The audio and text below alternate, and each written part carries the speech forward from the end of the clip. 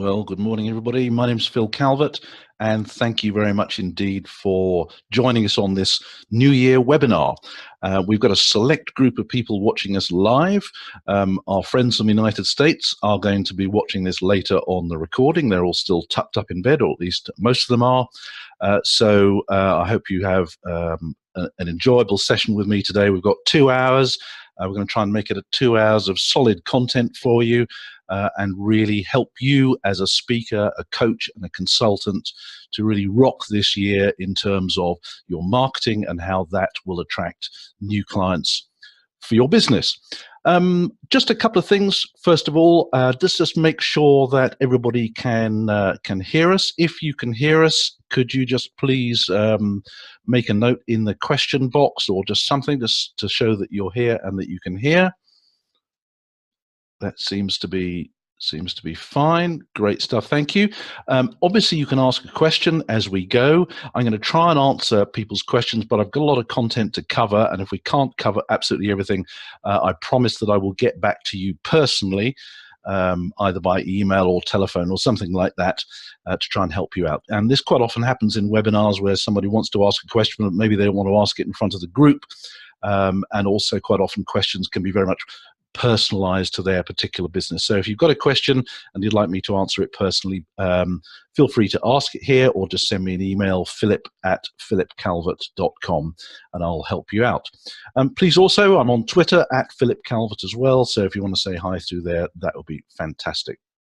Okay, just a very, very brief bit of background. One of the issues I have with webinars is that many presenters spend half the thing talking about themselves and why they're there, and you only get half the content. To cut a long story short, my background is financial services. I worked for a number of major insurance companies for quite a few years, and when I was eventually made redundant, I was basically out on the road as a sales guy. I was also in the national accounts, the key accounts arena, with a company called Zurich Life. I finished there as head of national accounts, and I was head of sales and marketing for a couple of other insurance companies as well. So I've been involved in quite a lot of different angles of sales, but predominantly on the financial services side. When I was eventually made redundant from one of these companies, I went self-employed as an independent sales and marketing consultant, and that would have been in about 2002, something like that. And back in those days, social media hadn't really kicked off, although there was a website called ecademy.com, which one or two of you may have heard of. And Ecademy was really interesting. It was doing what LinkedIn does today, but back in 1998. Some would argue that back in 1998 it was doing better. It was doing what LinkedIn does today, but much, much better. So they were very much ahead of the curve. And I remember going to a meeting of the Professional Speaking Association in the UK, and where the meeting was much the same as the meetings are as they are today: networking, sharing best practice, listening to other speakers, learning the business of speaking, learning the craft of speaking as well. And one of the speakers that particular day, that meeting that I went to, was somebody from ecademy.com. And I hadn't heard of it, I didn't know anything about it, and I sat and I chatted with one of the other speakers who was attending, and I said, "What is this Ecademy website?" And the lady concerned told me, well, it is a networking website where you'll get new clients.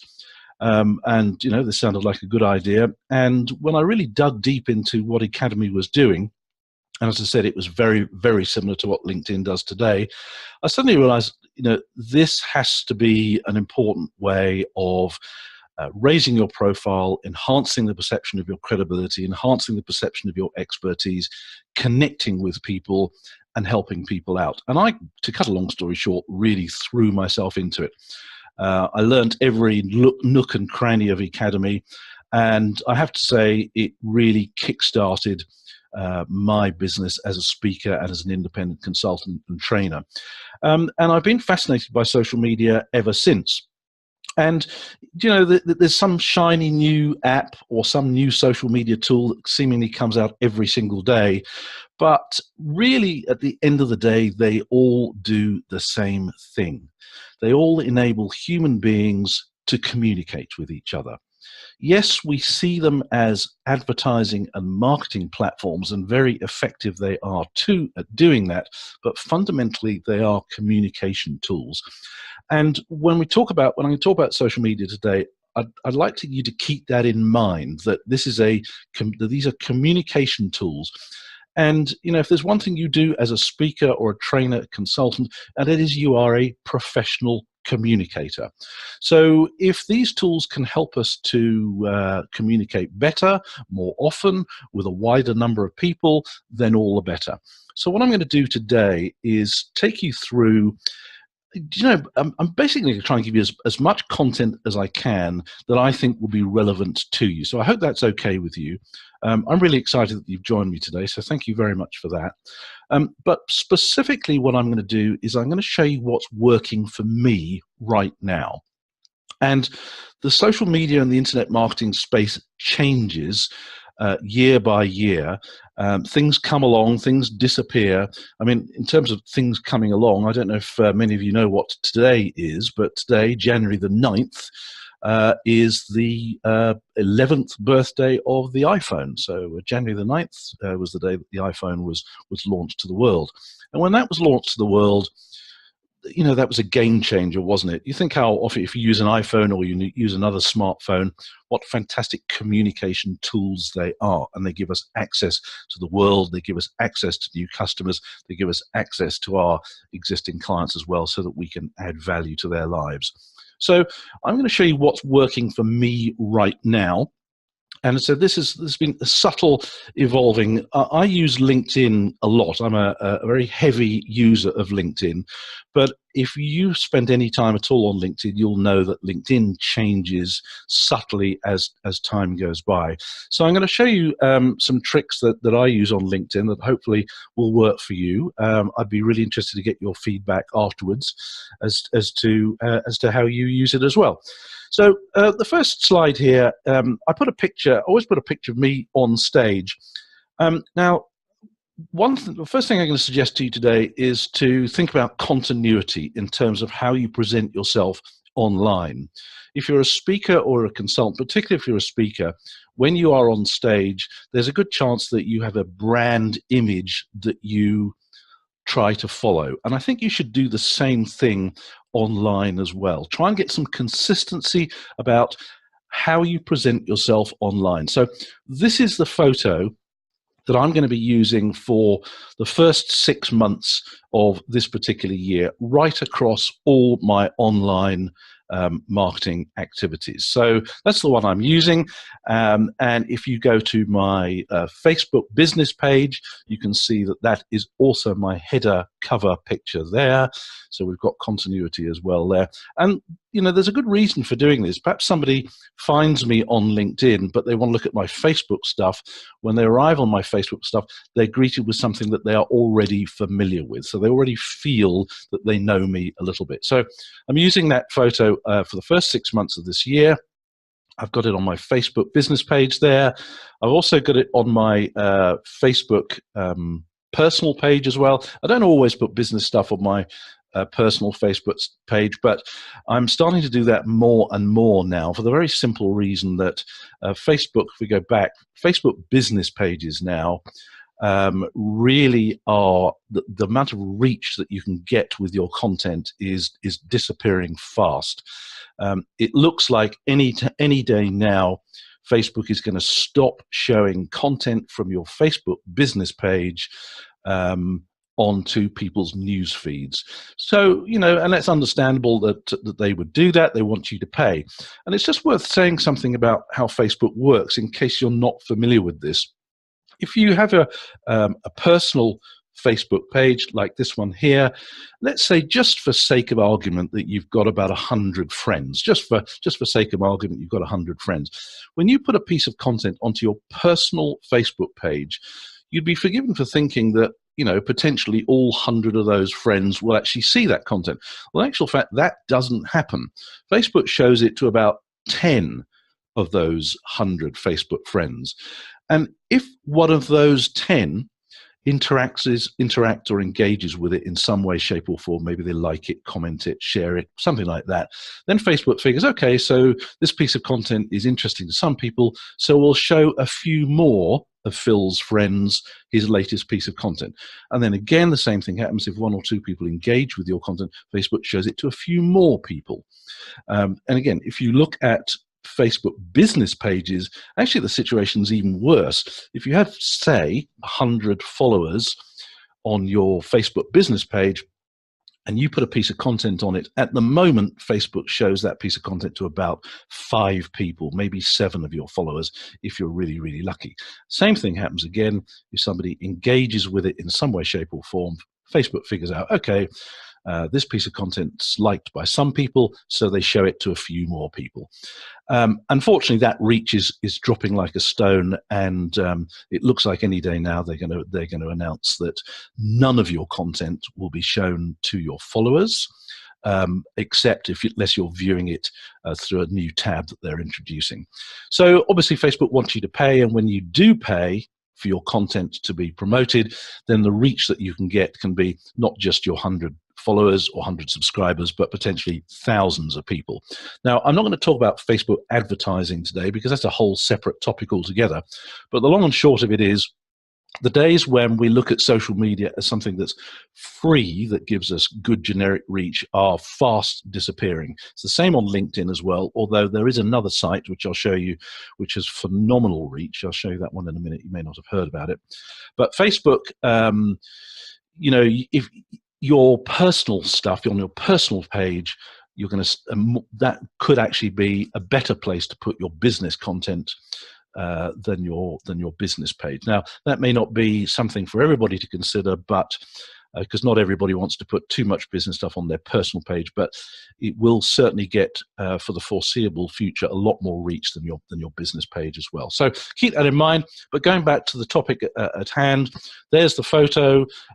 It's that I'm using. It's on my Facebook personal page. It's on my Facebook business page. And it's also on my LinkedIn page as well, right at the top. It never ceases to amaze me how few people make use of that top header image that you can use on LinkedIn. It's there to be used, so make sure, and it helps people to get a better sense of who you are, what you're about. And if I'm professing to be a speaker, then I need to have a picture of me speaking. And that particular picture was taken in Johannesburg a couple of months ago. It was a really big audience, and I was really pleased to get that particular picture. I also use that picture on another site, which I know not too many people have heard about, but I'm going to just show it to you briefly now. We'll talk a little bit more about it later.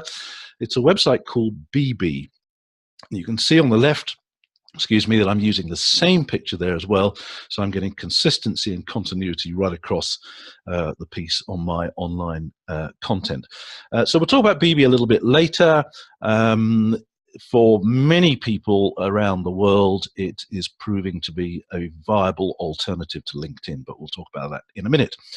I also have a podcast which I run, and I'm using a different picture for my Twitter header page. I call it the Social Media Warriors podcast. And so I want at least one place where I can get the branding for that particular podcast to be out there. And quite often people are listening to my podcast, they will tweet about it. So I'm trying to get continuity across there. But I'll probably use that picture quite a bit more over the coming months as well. Okay, so continuity is the first tip today. Try and find a really good picture that tells people a story, tells them something about what you do, what you're about. It's almost like proof. If you say you're a speaker, well, people obviously want to see video of you speaking, but they also want to see pictures of you doing it as well. So get some continuity right across your online marketing piece. So let's have a look at LinkedIn and talk about some of the stuff that I'm using right now, which is particularly effective. Quite interesting, in the speakers forum on Facebook, quite often we see people asking questions about, what are people's number one sources of new inquiries, new business. Many speakers will say their existing clients. existing organizations that they've worked for, spoken for, consulted at. They get repeat business there. That's absolutely fantastic. Other people say just picking up the phone is a really good way to get business. But I actually get about 95% of my speaking consulting business from LinkedIn. So I'm going to show you what I do on LinkedIn, or just some of the stuff that I do on LinkedIn that'll help you. And I think, I guess if it works for me, there's a very good chance that it worked for you. But let's put it this way. I've had people tell me that the very first time they used some of the tips I've shared about how I use LinkedIn, they've told me that they've picked up some substantial pieces of business. So I hope you'll find this particularly useful. Now, LinkedIn's in a funny place at the moment, I have to say. As you probably noticed, they've had a bit of a rebrand, a refresh of the image, the look and feel. And, typical of LinkedIn, they are very, very shareholder focused. They're not afraid to ditch a feature if they don't think that it's adding value to their bottom line. It would be unfair to say they're not very customer focused, but I think it is fair to say they are more shareholder focused than they are customer focused. So they're not afraid to ditch a feature. And features that many people have found really, really useful. For example, they used to have a feature which was just brilliant for speakers and consultants and trainers, an events section where if you were putting on a public seminar or an event, you could literally go and put some information in there about it, a bit like, the events areas on Facebook. LinkedIn used to have one, and I used to find that when I was putting on public seminars, I could announce an event through LinkedIn, through this particular feature, and it would be appearing in Google search results 15 minutes later, 20 minutes later, and they just ditched it for no apparent reason, and they never really explain why they've done that. And another great feature they used to have was a Q&A thing. So you could go into the Q&A section on, I think they called it LinkedIn Answers, and you could ask a question about anything, and other members of LinkedIn could answer your question. So you'd get the wisdom of crowds giving you feedback on your problem or your issue or the question that you're asking, and then you could pick your favorite answer. And basically, if somebody gave you an answer that you particularly liked, you thought it was particularly valuable, you could choose that as your favorite answer, and the person who gave the answer would get like a little star that would go on their profile, and it would show other people that you are particularly helpful. And again, they ditched that as well, which was a real shame. So, LinkedIn's a funny place. They've had a big old brand refresh over the last 6 months to a year. Not everybody likes the new look. They ditched a whole load of features along the way, but slowly but surely, they're gradually bringing the ones they ditched back in again. And so you need to sort of stay on top of LinkedIn. Visit it every single day if you possibly can. Spend some good time on there. And there are some speakers who are finding that LinkedIn is particularly valuable. So I find it particularly valuable. Those of you who know Richard McCann in the UK, I noticed he tweeted something the other day. He said he's suddenly got LinkedIn. He suddenly understood what it's about and how to get business from it. And if you're a speaker and you're connected to Richard, just take a look and see what he's doing. But we'll cover off some of the ways to get attention on LinkedIn, because that's what it's all about. It's about getting attention. I mean, I guess LinkedIn can be whatever you want it to be. For some people, it is a networking platform. The more you help other people out, the more you give, the more you will get back in due course.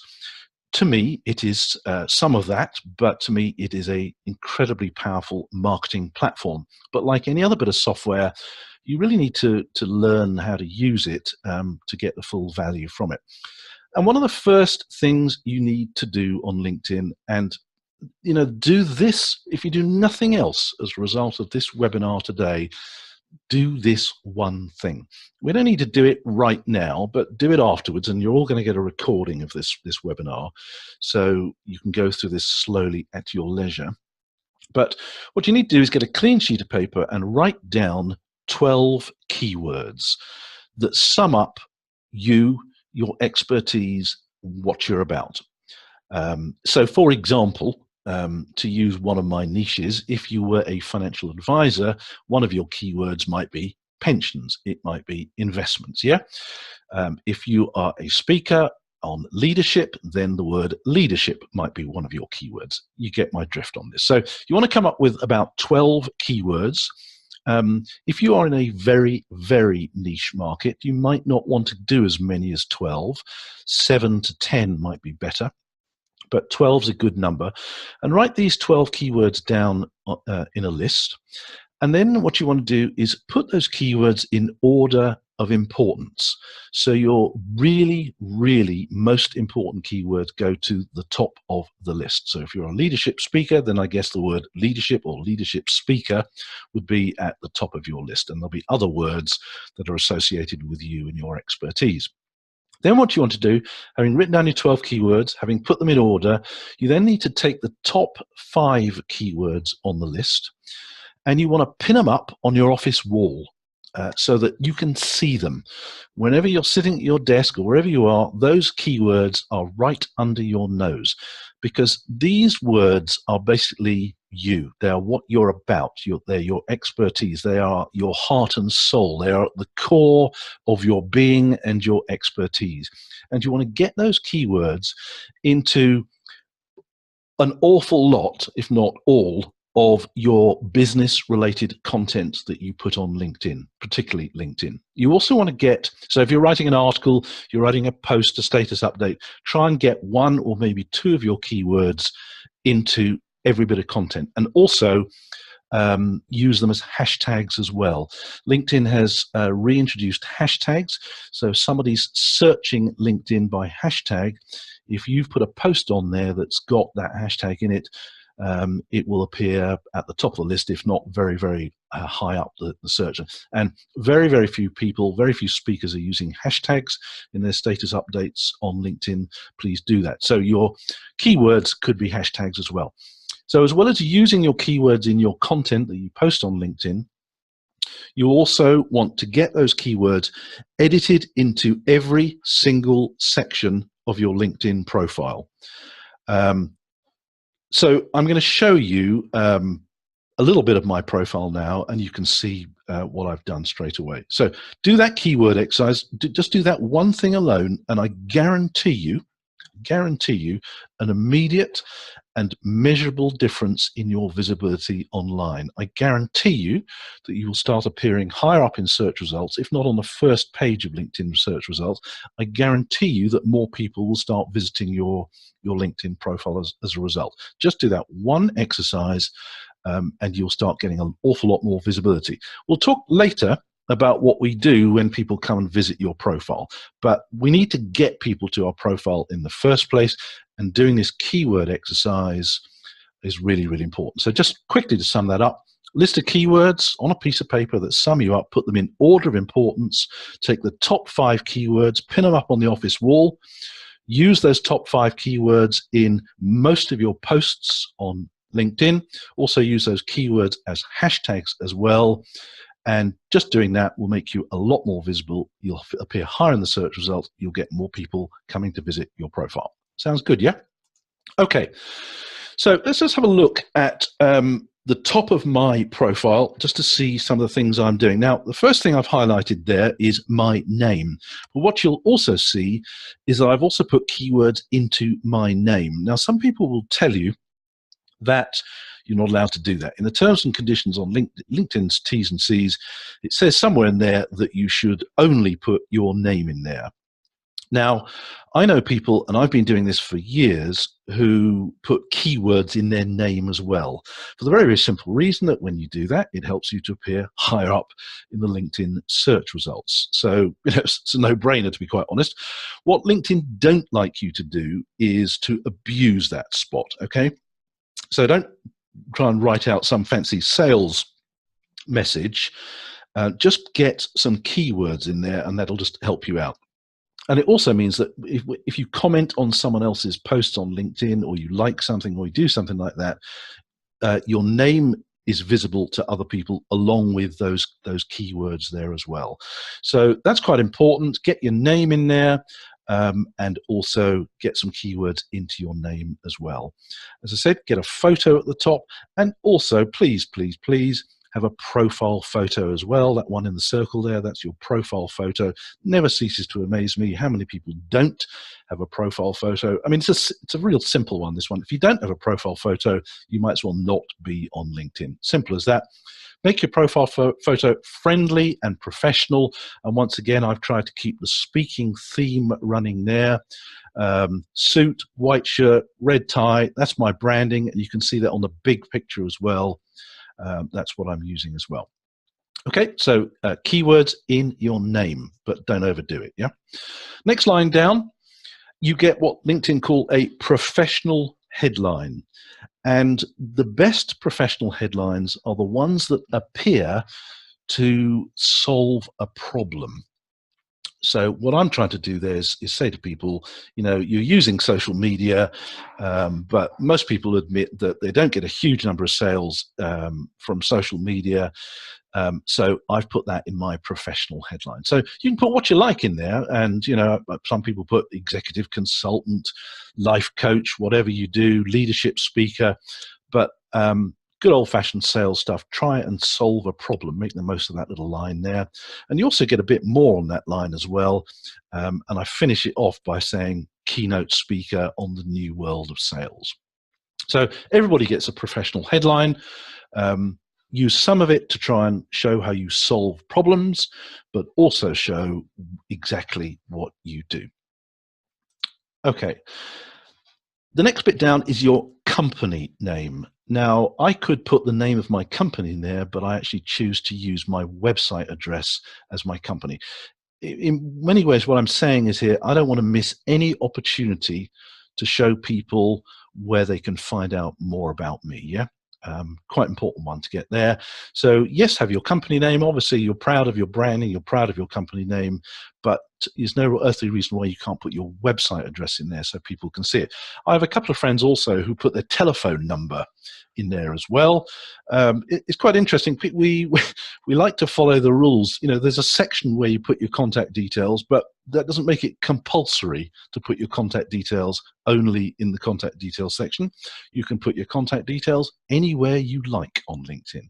So lots of people I know put their telephone number in there as well. And the next line down, it shows where you are based.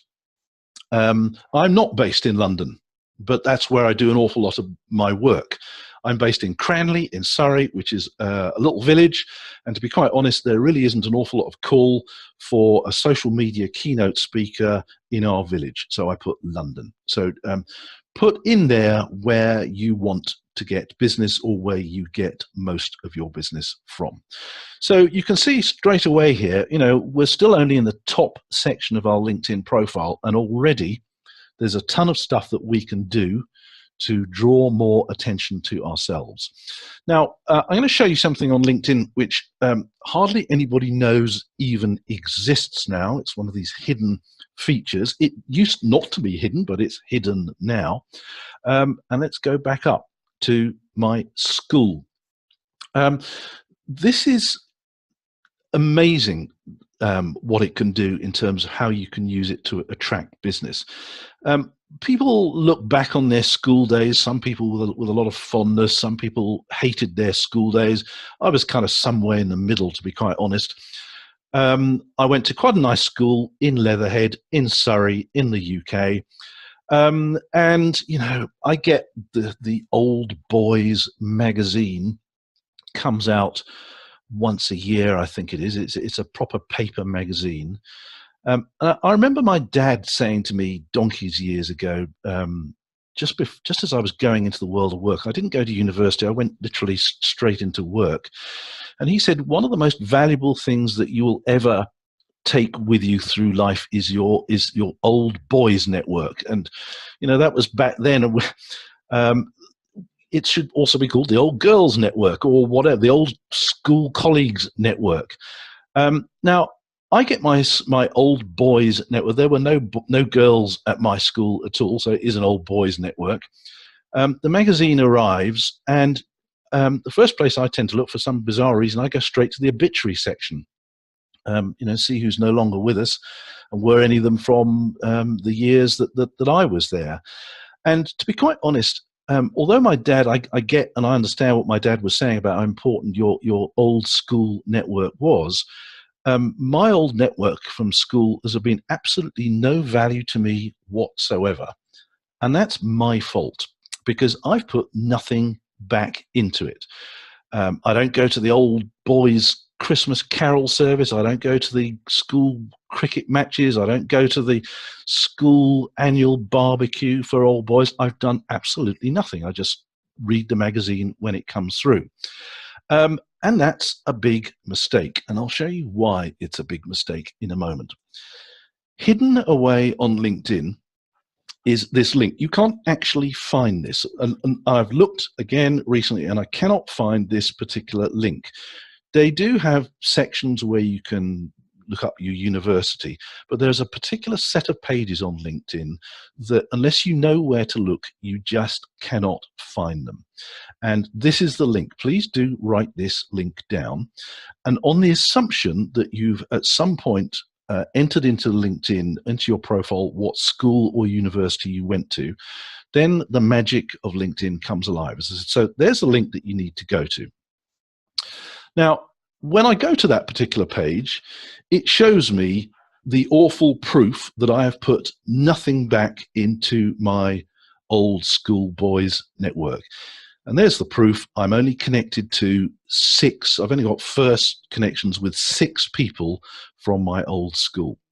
And there are another over 700, almost 800 other people on LinkedIn who used to go to the same school as me. I didn't necessarily know them, but there's 800 people who used to go to the same school as me. Now, that's quite interesting because they could be potentially very valuable. You know, when I find these people, the most important thing is we've got something in common. I could start a conversation with something along the lines, hey, John, or hey, Sue, I see we both went to the same school. Even better if we were there at the same time. And, you know, here's a few of them. And LinkedIn show you the people who were at the same school, even around the same year as me. And, you know, you can see there's me as well. And next to me, there's Robin Hughes. I never really liked Robin. And, you know, and so I've not been particularly inclined to connect with him. I am connected to Robin. But let's explore this just a little further and to see how valuable this is. So we now established I've got 800 potential people that I've got something in common with. And this is one of the really powerful things about LinkedIn is when you've got something in common with someone, then the magic happens. So let's click onto one of the other pages on LinkedIn. And what they kindly show us is where all these people who went to my school, where they all live. And I can see that we've got some in France, we've got some in Portsmouth, we've got some in Australia. We've got 57 people up the road in Guildford from me as well. So at the very least, I should be, you know, making the effort to go and have a coffee with some of them in the United Kingdom. So, you know, they're all there. Then it shows us where they all work. And, you know, I look down that company list there, and as a speaker or a consultant, I'm thinking, my goodness me, there's some fantastic potential. Wouldn't it be great if I could get to speak at the PwC annual sales conference or the Barclays Investment Bank annual sales conference? I wonder if I could find a way to get in there. And there's 3 people at RBS. There's 2 people at Close Brothers. You know, these are fantastic companies. If you can, as a speaker or a trainer, you can get these people as clients. You know, that's big fee stuff. But I'm missing a trick because I'm not connected with any of these people, but I could be. Then it goes on and it shows me what they do. I can see that 145 of them are in business development. I can see that 37 of them are in marketing, media and communications, and so on and so forth. You can figure this out for yourself. So once you go to that page on LinkedIn, and assuming you've put your school or your university details in there, you too will get this information, and it is absolutely invaluable. In fact, there's more. As I said, just click on one of those and we can search them out. Now, if I click on PwC, It shows me where they live, which again is quite useful. 3 of them are in London, quite useful, and what they do. Really valuable information. LinkedIn goes also to show me what these people studied when they were at school and indeed university as well. So again, I'm getting a more rounded picture. It's showing me what they are skilled at. And as you know, on LinkedIn, you can list out, and you should list out, your skills. So I'm getting a really interesting picture of what these people are about from my own school. And because I'm only connected to 6 of them, I'm missing an absolute trick on this. So I would strongly recommend that you use it. So basically, one of my tasks, one of my goals for this particular year is I'm going to start making contact with people who went to the same school as me. I'm going to start with the people who are in the same year as me, start rebuilding those connections, start making relationships again, start having a bit of coffee with these people and seeing where this particularly leads us. And I use the word coffee on purpose because a lot of people on LinkedIn, and you've probably seen it yourself, you get connection requests from people, and they go straight into sales mode. When really what we're doing here is we're just using LinkedIn to draw attention to ourselves, start a bit of dialogue, and I'll show you how we start a bit of dialogue in a minute. And as we know, in business, this is the way things go. Dialogue starts, relationship starts to build, and it's not too long before we're having a coffee or a beer or a glass of wine. That's how the world works. And that's what I'm going to be doing with this list of people who went to the same school as me. I'm going to be drinking an awful lot of coffee this year with old friends from school. We're going to start dialogue, we're going to start building relationships, and hopefully we'll all be able to help each other out. And that's how I use LinkedIn in all sorts of other niches. So, for example, LinkedIn used to have a feature which they ditched middle of last year, where you could put your personal interests. It was a feature that really showed people, your more human side. Things that you were interested in outside work. So I would have stuff like fitness in there, kickboxing, because I do a bit of kickboxing, red wine, travel, that kind of stuff as well. But what you used to be able to do is you used to be able to click on those words. So kickboxing was clickable. And I could click on the word kickboxing on my own profile, and LinkedIn would then show me everybody else who had kickboxing on their profile on LinkedIn, which is all very interesting if you want to fight, I guess. But what it also showed you is people. So what I wanted to do is, one of my targets for last year was to speak at sales conferences of big financial services institutions. So I click on the word kickboxing, and it shows me everybody on LinkedIn who's got kickboxing on their profile, of which 2 worked at banks. One of them worked for Lloyd's and one of them worked for RBS. So instantly, these are the route into those organizations for me. So I then make a connection request to the kickboxing people and say, hey, see you've got kickboxing on your profile. What level are you at? Blah, blah, blah. And all I'm really trying to do is get a bit of a dialogue going, start building a bit of a relationship online, and then hopefully that will lead to a coffee, and then hopefully relationships and business and so on and so forth. So that's one of the ways that I get business on LinkedIn. I look for people in organizations who've got similar personal interests to me. So one of the other things I do is yoga, and I type the word yoga into the search box because that old feature isn't there anymore, but you can still search for people and it will show you everybody's got yoga on their profile. And then I can go through the list. I can filter it by location. I can filter it by occupation, and I can pick and choose the people that I want to build relationships with. So that's a way that I get business, because people buy people. People buy people, particularly when you have something in common. You know that, don't you? If you go to a dinner party or you're in a pub, and you're at somebody's house or you're at a barbecue and you get talking to somebody, and then that magic moment happens where you suddenly both realize you've got something in common. Maybe you've been to the same place on holiday. Maybe you've got a common interest of some sort. And the relationship it's like lighting a fire at that particular moment. The moment when you're talking to a complete stranger, when you realize you've got something in common with them, that's when the magic happens. And that's how I use LinkedIn. I look for people where we've got a common interest.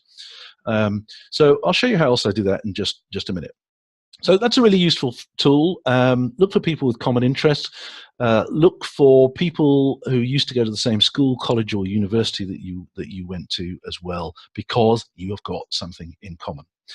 So let's move on to what I believe is the single most valuable feature on LinkedIn. It is so powerful, but yet so underused, it is unbelievable. And there is a clue as to what it is. There. People who viewed your profile. If you've got premium membership of LinkedIn, LinkedIn will show you the last 90 days, or it's pretty well everybody who's looked at your profile in the last 90 days. If you've got the free version of LinkedIn, I think you get the last 5 people who looked at your profile. And of course, one or more of those might actually be anonymous, because, you can look at someone's profile and they wouldn't know that you've looked at it. You can set that up in your settings. But this is the single most valuable piece of LinkedIn.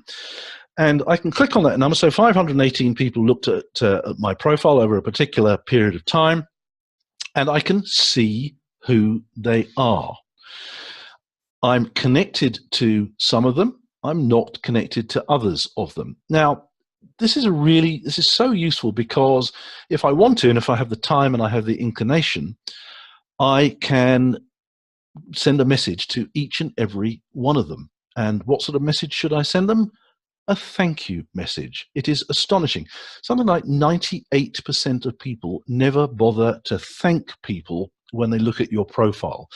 If you have a high street shop or something like that, and somebody walks into your shop and they're looking around, and you just completely ignore them, or you run away and hide, that's not exactly helpful towards customer service, or helping them or encouraging them to maybe want to talk to you, build a relationship with you, maybe buy something off you. So wherever I possibly can, I will say thank you to most people that that look at my particular profile. And if you're a speaker, you really want to be looking at this, because it could be that speaker agents, meeting planners, conference organizers, marketing departments, people who arrange training in-house, they could be looking at your profile, and you're missing it. You're missing people who are walking straight into your store. So do this every single day if you possibly can. Look and see who's looked at your profile, and if you possibly can, send them a message to say, thank you very much for looking at my profile today. And we'll show you exactly what I send them in just a minute. If we look at this particular page here, if I go to the top, there's Lorena. It seems that Lorena is a marketing consultant and corporate events coordinator. Well, she's somebody that I'm obviously going to say thank you to her. I'm not going to say, hi, Lorena, are you looking for a speaker? I'll show you what I am going to say to her in just a moment. And I can see those of you in the UK might well know there's Alan Stevens there. He's looked at my profile recently. We're already connected, but I'm still going to say thanks for looking at my profile, Alan. I hope your year has got started well. I'm not, in fact, I make it a rule, never, ever go into sales mode when you are writing to somebody who's looked at your profile. All we're trying to do is get to the coffee. Yeah, that's what we're aiming for, the coffee. So what do I send these people? What scripts do I use? Now, so I've had people tell me that they got valuable new clients the very first time they started thanking people for looking at their profile. And this is what I send them when they looked at my profile. Thanks for taking a look at my profile, John, Sue. I hope you found something of interest. Please do let me know if I can introduce you to anyone in my network.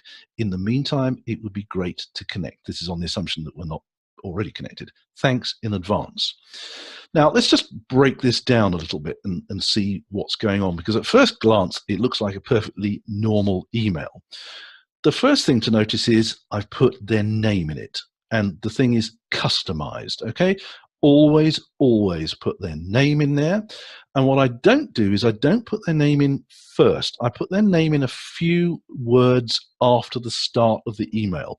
A lot of internet marketing experts will tell you that if you use people's name some of the way into the message, it encourages them to read more of the message. Yes, it sounds obvious to put their name at the beginning. There's nothing wrong with putting their name at the beginning. But by putting their name some of the way into the message, they see it out of the corner of their eye, for want of a better expression, and it encourages them to keep going. So that's the first thing. Thanks for taking a look. I hope you found something of interest. What I've not said is, thanks for taking my profile, John, do you want to book a speaker? Because I see you're a speaker book. I'm not doing that. But also notice the 3 dots after the word interest. This is a very powerful, and it's a little known technique that you should use in online copywriting. By putting the 3 dots, it implies that that sentence isn't finished and that people should continue reading. And you could put this in status updates as well. I might have an example of this later on. Put 3 dots. Do this in your email marketing. Don't put it after every single sentence in your email marketing, but just now and again, put 3 dots in. In other words, trick the mind into thinking that there's more that they should be reading here. So there's the first line that says, please do let me know if I can introduce you to anyone in my network. What am I doing there? I'm offering them to help them without selling them anything. This is really important. You know, the very best networkers in the world are people who, when you go to a networking event, maybe it's BNI, maybe it's NRG, one of these networking organizations, the worst networkers are the people who sneak into the room first and start putting business cards on the chairs. You know the ones, you've seen people do that. The best type of networkers are the people who go with a mind that is set to try and help other people out. They look to try and help other people without any expectation of return. So what I'm doing here is I'm saying, look, let me introduce you to anyone in my network. Have a look through my network. You know, 99% of people never bother to look through my network, but it's an offer that I'm making, and I'm more than happy to introduce people. In the meantime, it would be great to connect. So what I've done there is I have offered to give them something, and then I said, it would be great to connect. I think about, it must be a 99% connection rate using that particular message. The last line there, thanks in advance. Now, that is another online copywriting technique. There is an implication in that they will accept my request to connect. I now put that at the in almost every email I send out, and the response rate, by putting thanks in advance, massively increases your response rate to messages and to emails. So, you know, there on the surface, that looks like a fairly sort of vanilla, ordinary looking message that you might send to somebody, but it is using I guess a certain amount of psychology, if that's quite the right word, but what it is using is proven techniques that encourage people to connect with you. So I hope you find that particular useful. And of course, you can vary it ever so slightly. Again, getting attention these days, you might be forgiven for thinking with email that we're just awash with email. So we do need to get people's attention. I'm going to talk a little bit more about email later, but we do need to use better words in messages that we send people and in our email marketing. So if somebody looks at my profile on LinkedIn, sometimes I'll put the word wow in there because that gets their attention immediately. And also you'll note the question mark after the 3 dots. Whilst I've said the message that I'm sending them is not a sales message, by adding a question mark in there, we're just straying, I guess, into the area of sales there, simply by putting a question mark on there. Please do let me know if I can introduce you to anyone on my network. In the meantime, it'd be great to connect. Thanks in advance, and then put their name again towards the end. So that's a variation of that particular script that you might want to use, and it's worth testing it if you have a particular niche market. You know, something which most of us know we should be doing, but we're not very good at, is split testing. How you write copy and then test it to see if another type of copy works. It's taken me a long time to get to these particular 2 scripts that I use on LinkedIn, and they work for me. And I see no reason why they shouldn't work for you, but you should use them as well, but split test them. If anybody is interested in the power of split testing, just send me an email, philip@philipcalvert.com, afterwards, and I will send you a link to a resource, a free resource. It's a book that gives examples of text and messages that you use on your website and in your emails that once they've been tweaked, produced massive increase in response rates. It's a free resource. All you got to do is pay for the postage. Send me an email to that, and I'll more than happily send you to that. It's a really, really powerful guide on split testing the copy that you use around. So I've split tested this quite a lot, and this one works for me. And if you're a speaker or a consultant, then hopefully it'll work for you. So that's how I respond to people looking at my profile. This is what I write when I'm being proactive and I want to connect with people that have not already discovered me or not already found me. So hello, and then you put your name in them. I found your profile on LinkedIn and was hoping that we could connect, please. Now that sounds really bland, but my goodness me, again, it must be almost 100% success rate with that simple message. Again, note the thanks in advance with 3 dots afterwards. And I hardly ever have anybody say no if I'm being proactive and wanting to connect with that. And they said it looks like the blandest, most simple of messages. And there it is. So give that one a go as well. I said go through it again slowly if you haven't got time to write it down now. When you get the recording, go through that one later. Okay, this is what how I reply when people want to connect with me. And as I said, we all get complete strangers asking us, saying they'd like to connect with us on LinkedIn. So this is what I want to do. Now, there are different, I wouldn't say rules, but different people have different approaches on how and who they connect with.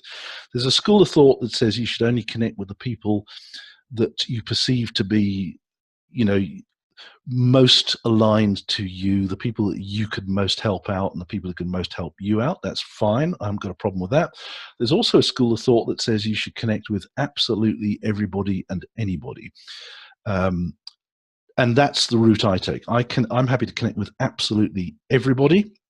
And the reason I do that was because of serendipity, for the very simple fact that the bigger your network, the greater the likelihood that the right people will show themselves at some time. I obviously don't connect with the obvious spammers, and in this day and age, nobody likes spam, and we get spam on LinkedIn just like we get it in email as well. And you can sniff out a spammer on LinkedIn all the time, anytime. So I don't connect with them. But when people want to connect with me, this is how I respond. Hello, name with an exclamation mark. Yes, I appreciate your interest, because they just sent me a message saying I'd like to connect with you. Yes, I appreciate your interest. Thanks for your invitation to connect, and welcome to my network. I'm really excited that you wanted to connect. Can I ask what prompted you to make contact? Thanks in advance, and please do let me know if I can connect you to anyone in my network. So having seen the last few slides, you can see some of the little techniques and subtleties that I'm getting up to here. So I'm using their name, and I'm trying to give off the impression that I'm excited. Of course, I'm excited that they wanted to connect with me, and I'm now connected with them. I want them to genuinely feel that I appreciate their interest in them. So I tell them, yes, I appreciate your interest. Another bit of really important copywriting technique is get the word yes into there as quickly as you possibly can. If you're a speaker and you're talking to an audience, the people who sell the most product at the back of the room after your speech are the people who've been nodding their heads in agreement to what you've been saying during your talk. So a great technique in speaking is to include what's called trial closes. So maybe you're saying something, you make a great point in your speech, and after you've made your great point, you say something like, "Isn't that great? Isn't that exciting? Or isn't that awesome? Or you getting this? Does that sound good?" In other words, ask a question that gets a yes answer. And you can help people to say yes by nodding your head when you ask these trial question closes. So the word yes is very, very powerful. It is very powerful in copywriting, particularly in email. So I get the word yes into there straight away, and that goes straight into their brain somewhere. I know we have an internet psychologist on this call today, or a psychologist. So I'm not quite sure which bit of the brain it goes into, but it goes in there. Then I actually tell people, I'm really excited that you wanted to connect. So, through the words you use in your message, give them the impression that you are genuinely excited. And indeed, you should be excited that someone wants to connect. Then I've asked them a question. Can I ask what prompted you to make contact? And if they're a conference organizer, then there's a pretty good, you can probably suss that one out by looking at their profile. Thanks in advance, that's in there as well. And I finish it by making an offer to them. Please do let me know if I can connect you to anyone in my network.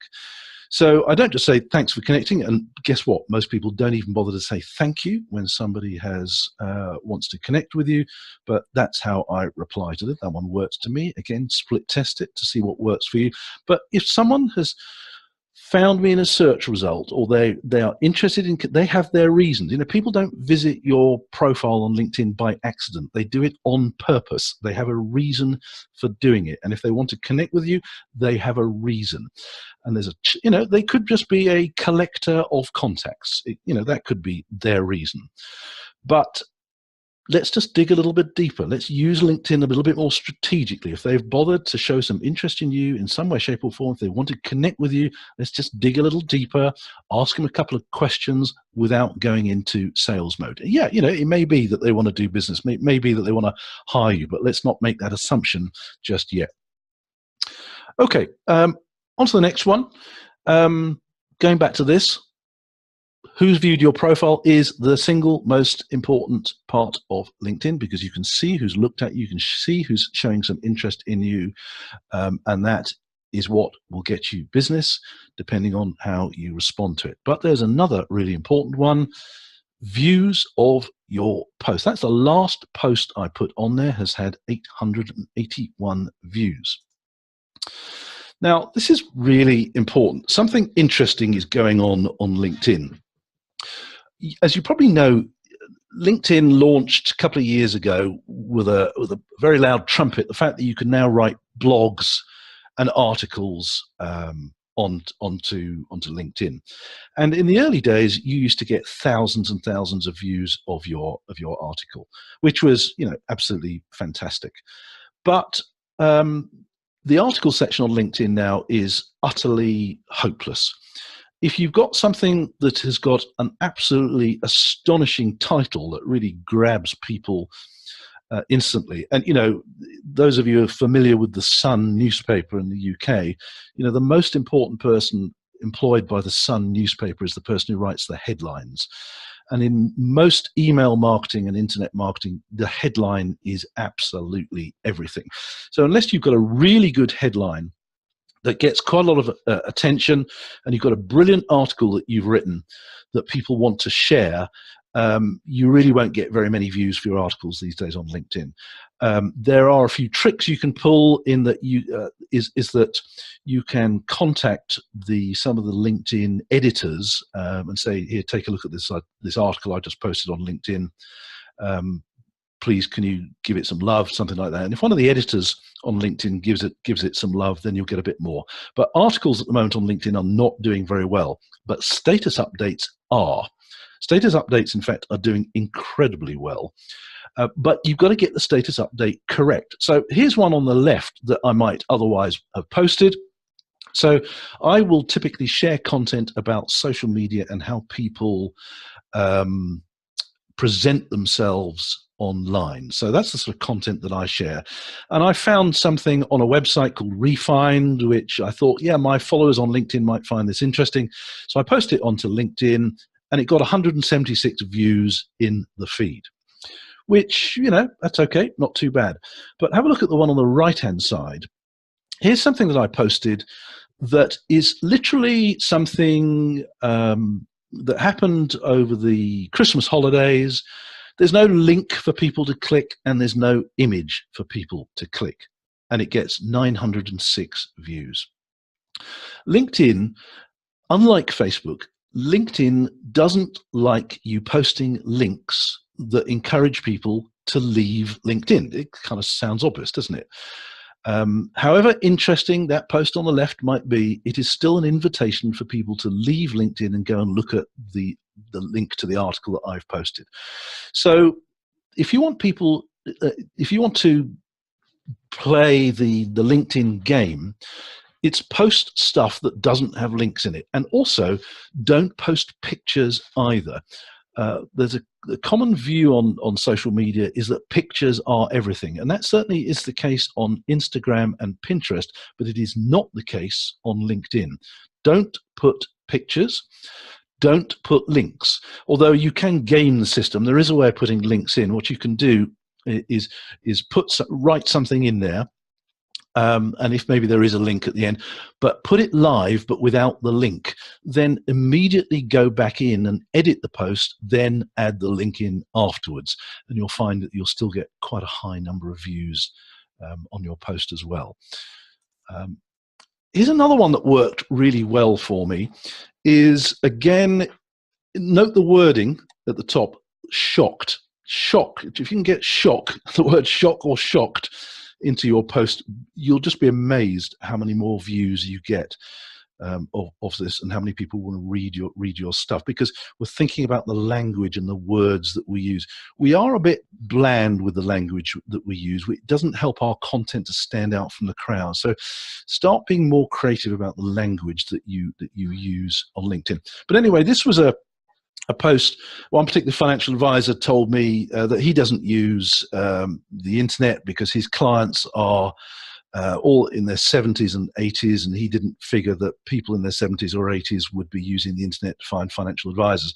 So I have a video of my mother-in-law who is in her 80s using her tablet, and how she uses voice recognition with her tablet. So I've just posted this little story about, you know, don't underestimate people just because they're a certain age, how wrong we can be. And then I posted the video as well, and I took the link. The video is on YouTube, but I put the link in afterwards. So I put the text in, put the thing live, then went straight back to edit it, and then put the link to the YouTube video, and it got 1,700 views. So that's quite a good way of doing it as well. And again, here's a couple of other posts that I've used here as well. Note the 3 dots, really short lines with 3 dots afterwards to encourage people to write. And it says here, and the results are in, and they shocked me. You know, people are going to read that. There's no way people are not going to want to read more of that. And look at it, 1,100 views. Over on the right, I've started out with a statement. He didn't even have his name on it.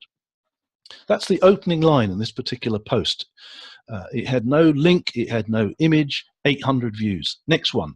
Wow, I haven't seen that in years, ... People want to read more of that, 945 views. So I hope you're getting this. I hope this is of value to you. You're seeing how you write, the techniques that you write on social media, particularly on LinkedIn, can make a massive difference to how people respond to you. Something else that you can do on LinkedIn, if you're a speaker or a consultant, is that you can put your past jobs that you've done, past positions that they call it. Well, something that I will occasionally do is, although my main job, for want of a better word, is speaker and consultant, and that's my main position, and it has the dates. But what I'll also do is, if I've spoken at a particular event for a particular client on one particular day, I will put that in as a position. So in October last year, I spoke for Alexander Forbes Investments in South Africa, and I put that in. The dates were October to October, same year, and I put that picture in as well to show some continuity. Below that, in June, I was speaking in India. So again, I put speaking in India at this particular conference just for one day in June, and I put that in as a position. So in other words, when people, it's great. It's quite one thing to say, yes, I'm a speaker, and it's quite one thing to have quite another to have testimonials. But if you worked for these particular organizations, even if it was for just one day, put it in your profile. And here's a couple of others that I've done as well. In April 2016, for one day, I presented to Volvo Cars. I put that in as a position. On another day, I spoke for Standard Life in Edinburgh. On another day, I spoke for Maserati. So I put those in as actual positions. Now, if you speak 3 times a week, then clearly your LinkedIn profile is going to fill up. So just pick the best ones. Yeah, put the ones with the biggest name clients that you might have. Okay, so that's kind of enough on LinkedIn just for now. Let's move on. Hope everybody's okay and that you're finding this useful. Don't forget, if you have any questions, just pop them in or send me an email and I'll answer them personally. I want to show you a resource now which has had a staggeringly effective impact on my visibility on LinkedIn, on Twitter, and on Facebook as well. It's a tool called Missing Letter. Now, the way Missing Letter works is if you write a blog, what you actually have to have is a piece of content that's got an RSS feed. So if you write a blog on Blogger or Tumblr or something like that, there's a very good chance that it will have an RSS feed. Just dig around and you'll find that feed. You go to this tool called Missing Letter, and I will send you a link to Missing Letter because I met the guy the other day, and he might be able to do a deal or some discount for you. So I'll send you a link on this afterwards. And what Missing Letter does is it takes, when the RSS feed comes into your Missing Letter account, it creates about 12 other pieces of content. It uses a piece of AI, I guess it is, and it picks out a sentence or a line from the blog that you wrote. And it creates 12 pieces of content that it drips onto social media over the course of the next 12 months. So I wrote a particular blog here, and this happens within seconds. As soon as you publish your blog, about 5 minutes later, you get an email from Missing Letter saying your campaign for this blog is now ready, and it shows you the 12 pieces of content that it has created, and it creates them in little images like these that you've seen here. And you can add hashtags, you can change it, you can edit it, but usually it's pretty well bang on. And you can either accept the campaign or delete the campaign. If you click accept, it will then automatically post these tiny pieces of content onto your chosen social media platforms over the course of the next 12 months. So one piece of content that you create on a blog can be turned into 12 other pieces of content by this particular tool. So I've got mine set up that it sends my content to LinkedIn and also my LinkedIn company page. And since using LinkedIn, the number of connection requests that I get on a daily basis on LinkedIn has absolutely rocketed. And it's a very clear, when I turn off Missing Letter, the connection requests go down back to kind of like a more normal level. When I switch Missing Letter back on, up go the connection requests as well. So this is a fantastic automated tool to take content that you've written and it turns it into 12 other pieces of content which you can chop and change and edit and so on and so forth. Press the go button and away you go. There's 3 different accounts depending on how many blogs you might want to use, but it's pretty cheap and cheerful and really good. But I'll send you a link to that afterwards and see if I can get a deal for you on that particular one. Really, really good tool. Now, I mentioned earlier a site called Bebe, Bebee, which does sound a little bit odd. They call themselves a personal branding platform created to allow people to showcase and share their personal brand and market themselves to employers, blah, blah, blah. For that, read, it's an alternative to LinkedIn. I know that if you do business in Europe, there is another alternative to LinkedIn called Xing, Xing. But Bebe is a really interesting one. And I'll just kind of talk about this one just for a little bit. They call themselves, as I said, a personal branding platform. And basically it is like LinkedIn, but it encourages you to talk more about things that you care about, and build a personal brand around what you care about and your interests. It has got the most fantastic sense of community, unlike LinkedIn, and that's just my personal feel. The B thing, let's just sort of get this nailed down. So the site is called Bebe. You are a bee. That doesn't really do it for me, but you are B, and the other members are bees as well. Hives are groups. Okay. And producer is you can write blogs and articles and so on and so forth. Now, on LinkedIn and Facebook, when you put a piece of content on, as I described earlier, not everyone by any stretch of the imagination gets to see your content. But BB boast that when you put a piece of content on this site, they guarantee, and there's no way of being certain as to whether the guarantee is true or not, but they guarantee that everyone in your network sees your content one way or another somehow. So as long as somebody comes onto it, they'll see your content. Now, I'm not quite sure how they guarantee that, but that's what they say. But it also has another amazing benefit to it. Now, it's based in Spain, and there is a very large Spanish contingent of members. It's not very well known in the UK. So if you are a speaker or consultant and you want to build a brand in a particular area of expertise, and dominate your niche on one particular site, then BB is certainly worth adding. I wouldn't go so far as to say ditch LinkedIn. What I would say is give this a go, see what you think. But there are a number of LinkedIn super users who openly blog and say just how amazingly BB is. I've been using it, and I must say I've found it's been extremely valuable tool, particularly in terms of getting your content out there onto Google. And I'll just explain that in a moment. You have a profile as well. Again, it's similar sort of stuff, and you can see I've got my picture there that I'm using. Much the same as LinkedIn, similar look and feel. You can post blogs, and you can post status updates, and you can post articles as well. And these are a couple of more recent ones that I've posted as well. And when you post a blog, you choose which of your groups you want, or hives, beg your pardon, you'd also like. So it gets seen on the homepage of BB, and it also gets seen in 3 groups that you're members of, that you're a member of as well. And here are just some of the groups that I'm a member of. BB in English, as I said, there's a lot of it in Spanish. There's a lifestyle group, a marketing group. There's 68,000 members in that marketing group. So if I post some content in there, just like on LinkedIn, it draws attention to yourself. Same thing, again, people can look at your profile and do the same thing. Say thank you to people for looking at your profile. Say thank you to people for wanting to connect with you. Same rules, yeah? Do it on both sites as well. In particular groups as well, they have an interesting thing as well, where, so here's a group for publishers and bloggers. It shows the admins in there as well, but it also shows the people who they call influencers.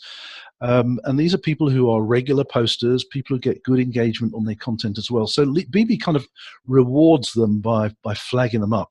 And I think that's a good place to be. You want to be known as an influencer in your particular field as well, because when you're an influencer, people are all but guaranteed to want to just pay a bit more attention to you or find out a bit more about you. They also give you some stats as well. So I've posted some articles on here as well. So unlike LinkedIn, where the numbers of views on your articles are just dropping like a stone, on LinkedIn, the number of views on your articles are really pretty high.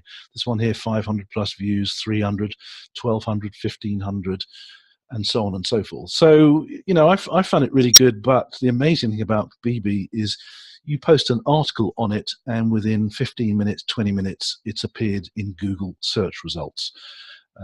Which is absolutely fascinating. Some articles on LinkedIn appear in Google search results, but very, very few. So great new tool that I started using. Again, we want to avoid shiny new thing syndrome. But in terms of personal brand building at a professional level, it certainly has a few things going for it as well. Something else it has going for it as well is that the people who own it and who run it make themselves available. They will occasionally call out individual members and say, hi, thanks very much for using the site. We really appreciate it. How could we, you don't get that on LinkedIn. And so Javier there on the top row, he's very visible on social media all over the place. He likes to build relationships, and I think that's absolutely the right way forward. I think social networking sites, the big people at the top, the owners, they should make much more effort to get to know their community. Okay, so we've got three quarters of an hour to go. I hope you're finding this useful, and thanks for sticking with me. So a lot of all of this is about getting more leads. Right now, it's the beginning of a new year. We've got our goals, but I would imagine for most speakers that getting more leads that turn into high quality business will be high up their list. And all of this good stuff is there for us to use in a variety of different ways. And I think what's quite important to remember is just because these tools are there, it doesn't necessarily mean that you have to use them. In many ways, if you see Gary Vaynerchuk out there on YouTube, you almost feel, perhaps I should be using it as well. He's got millions of followers. And if you see Grant Cardone and other people out there doing these videos, perhaps I should be using it as well. And you see some people doing podcasting and they're saying, oh, this is great. And there's other people who are using Snapchat. And there's a temptation to feel a bit, I'm missing out because I'm not using these tools, or I'm not using them to their full potential. I actually think that a lot of us have got plenty of leads already.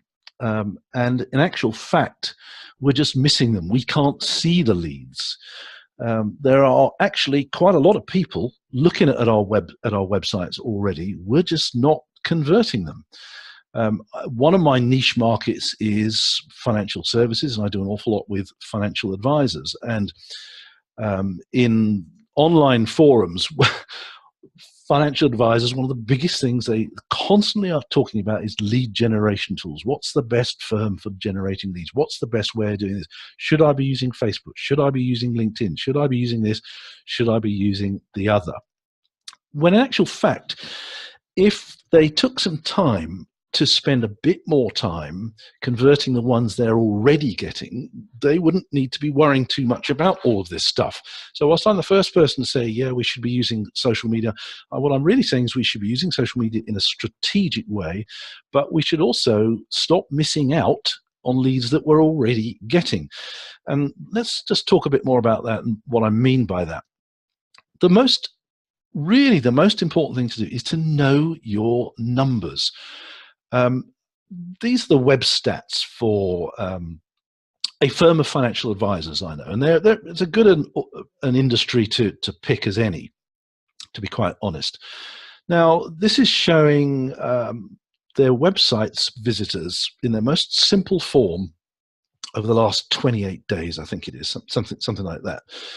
And they've had 611 visitors. When I click the expand button, it says that about 500 were new visitors and 100 were returning visitors. Now, that's really interesting. I know for a fact that this particular firm, that returning visit, these are people who are interested in their website who are not, for the most part, yet clients. Yet they have come back, but they're not converting those people into clients. Now, we can drive all the traffic we like to our websites through social media, through blogs, through podcasts, all sorts of different ways. But if we're not converting the people who actually visit our websites, then we really are missing a trick here. I use Google Analytics like I think most people do, but a tool that I prefer, to be quite honest, is one called Get Clicky, C-L-I-C-K-Y. Again, I'll send you a link to that later, which shows all your stats in as much or as little detail as you want, but it presents it in a way that it actually starts meaning something to you. So this particular financial advisor is getting 611 visits, and this is over the last 28 days. So that includes the December and Christmas break. And if I go back 90 days, we can see their website stats. As you can see, the Christmas break where it falls off a cliff, and then we can see we're starting again in January, and so on and so forth. You know, this is really, really important information, yet most people don't pay anything like enough attention to their website stats as well. And because they're not paying enough attention to our website stats, we're missing out on perfectly good business, which we should be converting, and business that is going elsewhere. Okay, let's just sort of expand on that a little bit. If I just go back to LinkedIn, it's also worth, you need to know your LinkedIn numbers as well. This is, everybody has one of these on their LinkedIn profile. This is for the last week. 510 people viewed my profile. So my keyword strategy is working on LinkedIn. 510 people viewed my profile. That's really important. I came up 159 times in search results. So something's going right there. We've got to just convert them. And on LinkedIn, LinkedIn tells us of the people that search for us on LinkedIn, what companies they work for, what they do. And again, it is really useful information, but most people absolutely ignore it.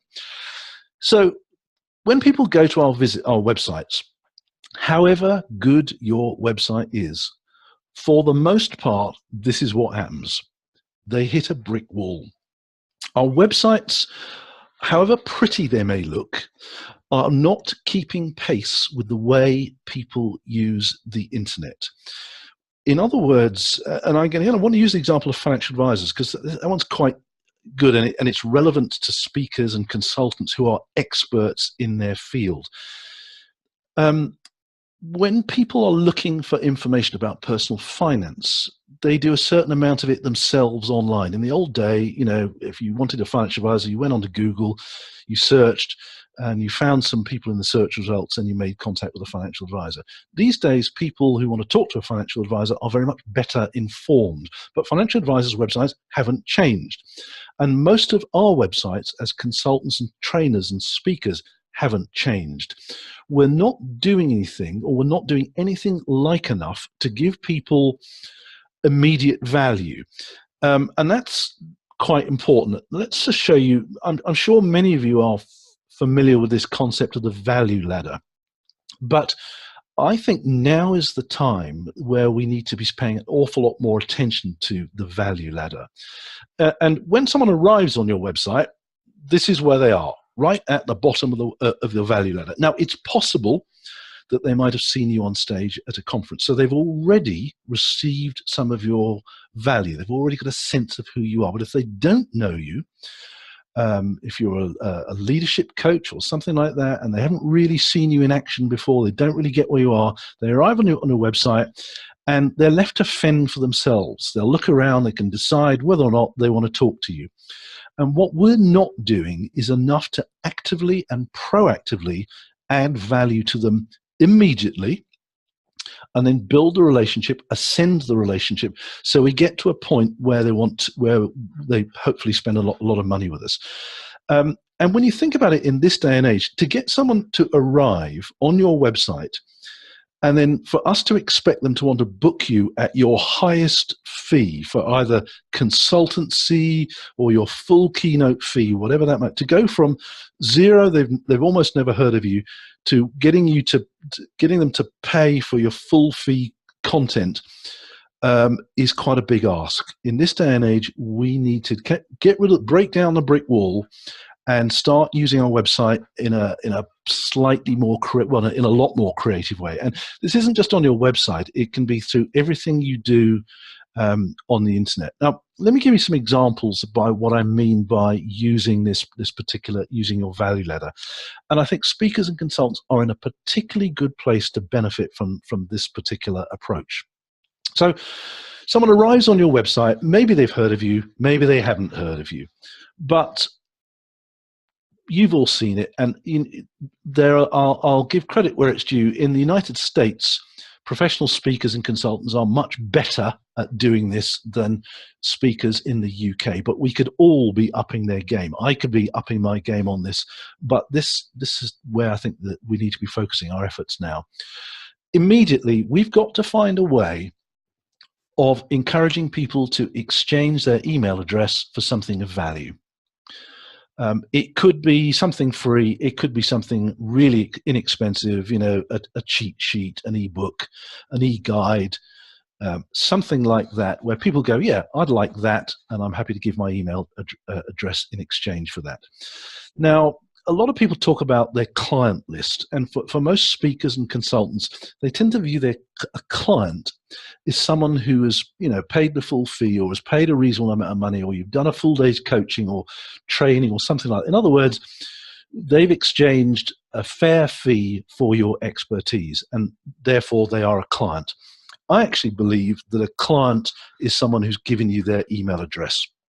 They trust you with that email address, and you have given them something of value. So I think we really need to start rethinking the definition of the word client. And this was quite an epiphany for me, and made a big difference to me when I started treating people as clients when they had given me their business card, which has got their email address on it, or they've come to my website and they've given me their email address. They are now a client. And it's up to me to add value to them and build a relationship and keep them excited about having a relationship with me. It's my responsibility to do that. They don't owe me anything. They don't owe me a living. It's my responsibility. And when I started twisting, when I turned my thinking around, that someone gave me their email address and not paid me any money, they've become a client, not just a name on a list, they're a client. Then you suddenly realize your attitude and your approach to customer service and value really goes up a few notches. So someone's become a client. They've given me their email address. They've got my ebook, my guide, whatever it is. It's now up to me to strengthen the relationship, because the next thing I would ideally like them to do is send me some money, to be quite honest. But they're not going to send me a lot of money by any stretch of the imagination until the relationship is built and the trust has been built. So maybe a week or two later, after I've sent them a few emails that are of pure value, maybe the next thing on my value ladder is something cheap. An ebook, a guide, a short course, the sort of thing. We've seen them. We may already even be selling them, but we need to be thinking this as a value ladder. Then as a relationship builds, I would hopefully like them to spend some more money with me. Maybe join a private group of mine. Maybe, I'm going to talk briefly about Facebook groups in a minute or two, but there's no earthly reason why you can't set up a private chargeable membership group for clients on Facebook, where they get access to you, they can ask questions, you share extra content that you don't normally share online.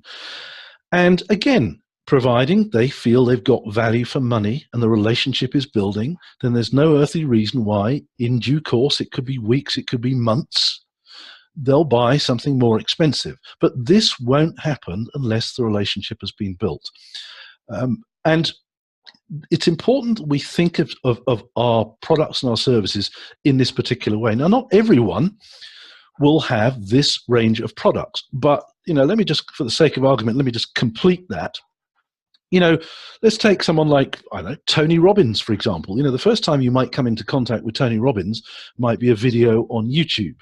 And if you like the stuff you'll watch more videos of his on YouTube. And then one way or another, you might end up on his website. And there's a very good chance that at some point, you'll then feel very comfortable exchanging your email address for something free that he'll send you. And some of those people who start off by exchanging their email address will eventually spend tens of thousands of dollars attending one of his events. And that's what I call a value ladder. And I think as speakers and consultants, we need to absolutely nail down what our value ladder is. It won't necessarily, and it doesn't necessarily have to have that many steps. We are limited only by our own imaginations, but the important thing is we really, really understand our clients, who they are, what they're about, what they care about, what websites they like to visit, what magazines. In other words, do the full persona thing. Really, really nail down what your ideal client looks like, and then create a value ladder that meets their needs. Then, surprise, surprise, when these people visit your website, they are far more likely to want to start their journey on the value ladder with you. So these people that are visiting a website, in the case of that particular financial advisor, and I'm doing a webinar for financial advisors tomorrow, and I have a program where we show them how to create products, how to turn the expertise that they've already got as financial advisors, as financial planners, into products that they can sell. You know, again, using financial planning as an example, for most people, a financial financial advice is something that's done between two people, either in the client's office or the client's home or the financial advisor's office, and they go through the same process. Yet financial advisors, just like you as consultants and trainers and speakers, have a wide area of expertise, and you can break that expertise down and turn it into a value ladder. And you can give away content and expertise at the very bottom of the ladder, and then you can, as the relationship starts to build, people will feel much, much more comfortable about spending big money with you. So the example of that financial advisor was 611 website visitors over the last month. We're going to be showing them how to convert more and more of those visitors into actual clients. But I'm going to be encouraging them not to see the word client, who's someone who's paid £5,000 or whatever it is for a financial planning consultation. And I think this is the big opportunity for all of us to get this value ladder concept absolutely nailed, and then promote that through our website. So when people arrive on our website, they see they can get value, they can get expertise. And as speakers, you're in a particularly strong place to do that, because you can put video on your website so people can actually see you in action. So it's not just meeting planners that we want as clients who are going to book you to speak at a conference. It's anybody but anybody who appreciates the value that you've got. We'll be happy to take some of that off you for free. And as time goes by and the relationship builds, they'll be prepared to spend more and more. Now, not everybody is going to go to the top of your ladder by a long shot, but many more of them will than you were expecting, providing you get that right. So this is about getting more leads. And I fundamentally changed how I get more leads. I use this value ladder approach more and more now, but I was never really into email marketing. If you talk to email marketers, well, you know, a lot of people would be forgiven for saying, you know, why on earth would we want to send out more email? There's quite enough email out there as it is. My inbox is overflowing. I really don't want any more. Well, I don't know about you, you know, people put junk mail through your front door because it works. Okay, an awful lot of the junk mail that arrives through in your post in the morning goes straight out the back into the recycling or straight out into the trash. But they wouldn't do that if it didn't actually work. And it's the same with email as well. I'm now doing a lot of email. I reckon I send out 9,000 or so emails every single day to my list, and my list grows every single day as well. And I know one or two of you on this call today, I've received your email newsletters as well, and some of you use MailChimp, and there are other tools that you can use as well. I use Actionetics, which is part of another package, which you can use. Again, I'll send you a link to that as well. Doesn't really matter what you use as long as your email is absolutely center and core to your value ladder and making your value ladder work.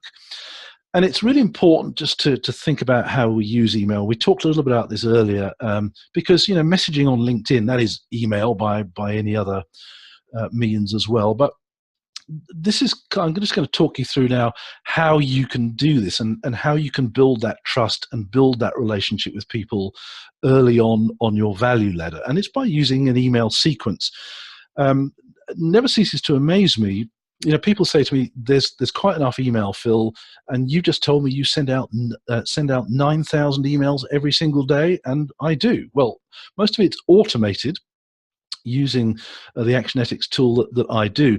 But here's a simple fact, which email marketers know is, one of the best kept secrets there is. The more email you send out, the more business you get, the more money you make. Yes, you'll lose a few people along the way who it's just not right for them that they get an email from you every single day. That's absolutely fine. But it is a simple fact, providing your email isn't spam, and that's, absolutely critical. Providing people have opted in to a particular list, they don't generally object to it. And it is a simple fact. The more email you send out, providing it is of great value, and it has to be of value, the more you send out, the more money you make. So one thing, let's say someone's arrived on your website. We've all done this, haven't we? We've seen the box at the top. It says enter your email address here and immediately download our free guide. That's what we're talking about. That's how we get people onto our value ladder. But if you're using a good email system, you should then be sending a follow-up. You will never get them to ascend your value ladder unless you keep that relationship plates spinning and you keep proving to them that you have value. So one of the things I do on one of my sites is they put their email address in, they get the instant download, and then for the next 5 days, I send them a pre-scheduled email, and I actually tell them, I make sure they know there are going to be 5 emails. If I just send them 5 emails, there's a good chance we'll get a lot of unsubscribes. But if I actually say, this is number 1 of 5, what I've noticed is that most of them stay the distance because they know another one's coming. And if the first one has given them real extra free value, they're far more likely to open the next one. A good thing to do in these kind of emails is literally tell a little story. Just something you've observed that's going on in the world, in your news, but a story that leads to a point that gives people value. Don't try to sell anything. All we're doing is just sending a short email with a little story, because human beings are addicted to stories. We're hardwired to listen to stories. So tell a story that leads to value and makes a point. Actually, I'll show you how the technique, I do this in a minute. And on the very last one, number 5, make them an offer. Maybe it could be something they've got to pay for. And it's a bit more complicated than that. And what I'm going to do is I'm going to send you a link to a book, and again, another free book. Again, all you can do is pay for the postage, which teaches you how to write stories that go in emails, and how to make offers that people find absolutely irresistible. I cannot stress enough, though, the word value. If you don't offer value, and if all you're doing is just sending out emails, trust me, you'll build a poor reputation online. People will soon unsubscribe from you. You'll soon find people talking about you in unfavorable terms on social media. So fall over yourself to add value in this, but do it in this particular way to get the relationship going right from the start. Pure value, and what you're starting to do is ascend and build that relationship. How do we make sure that people enjoy our email, and how do we make sure they do it? I mentioned earlier that the most important person at the Sun newspaper is the person who writes the headlines. So we need to be thinking about our language. So it might be worth you spending a little bit of time looking for some resources about, and there's all sorts of stuff on Google about words and phrases that are proven and powerful. Proven and powerful are words and phrases. There are particular words that are incredibly powerful. For example, just the word because is amazingly powerful. You should do this because people are far more likely to actually do what you've asked them to do. Again, I'll send you a link to another resource that teaches you the psychology behind the word because and other words. So attention-grabbing language, use short sentences like you've seen me using on LinkedIn and on some of my posts on LinkedIn. Don't forget 3 dots quite regularly to try and encourage people to keep reading. The words "you should" are extraordinarily powerful. Also, it's particularly good if maybe you're promoting a seminar or a webinar even. You've written your copy, and towards the bottom, if you put the words "you should learn more here" or "you should sign up here," "you should" sounds, it's quite forceful, that sounds.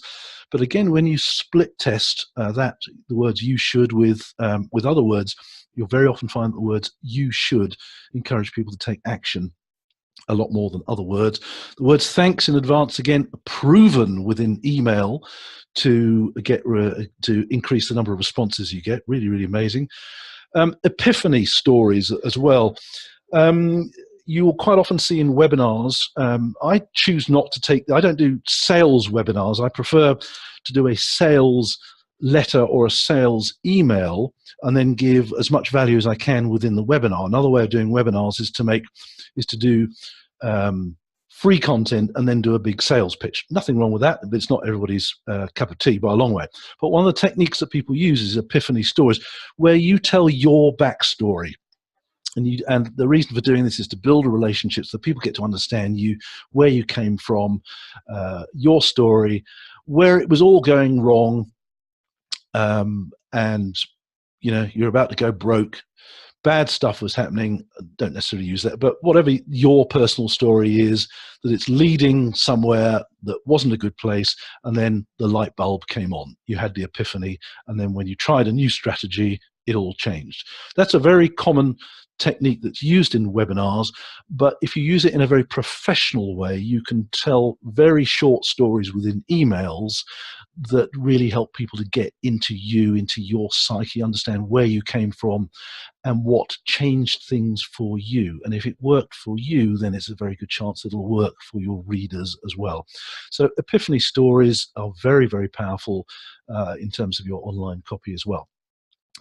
In your email, don't just put at the end, click here, or you should click here. Give people several different ways for people to click. So you might have a button. You might have the words "click here," which are hyperlinked. You might have a particular word that's hyperlinked as well. Wherever you want to take people, give people 3 or 4 different options.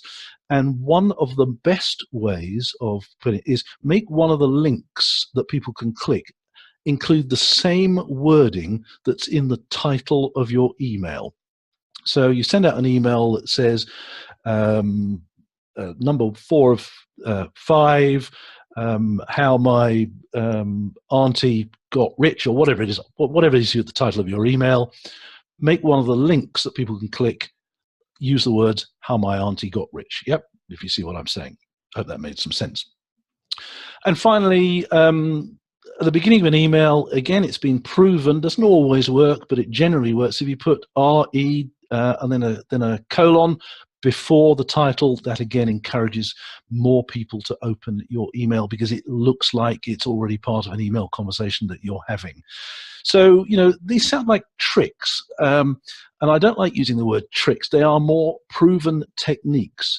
We're not trying to con anyone because, as I stressed earlier, this is all about adding value. But we do want to make it as easy as possible for people to actually read our emails. And if you use these kind of proven copywriting techniques on LinkedIn and on social media as well, you will find you get an awful lot more engagement with your content. Okay, hope you found that useful. And again, as I said, I'll send you a link to a book later. The book is free. All you pay for is the postage. It's a real book, and you can learn a lot more about where that and how that works. Okay, next big thing, I think, as speakers, you have a most fantastic opportunity to do is build community. In many ways, one of the ways I got most interested in social media when I first discovered the Academy social network. Academy had groups, just like LinkedIn has groups. And I'd just come out of insurance companies, and a market I really knew an awful lot about was financial advisors. So I figured financial advisors ought to be one market that I target. Now, I could have done that in all the most traditional ways, and I used to put on seminars, and I used to put on workshops, I used to write articles. You have to bear in mind that social media hadn't really kicked off to any great extent. But the fact that Academy has groups, I thought, now this is a really interesting one. So basically what I could do is I could dig out all the business cards of all the financial advisors I'd ever met, and I had met literally thousands, tens of thousands. I could dig them all out, and maybe I could corral them, for a better word, into a group. So I set up a group for financial advisors on Academy, just as I have a group for financial advisors on LinkedIn, and I now have a group for financial advisors on Facebook.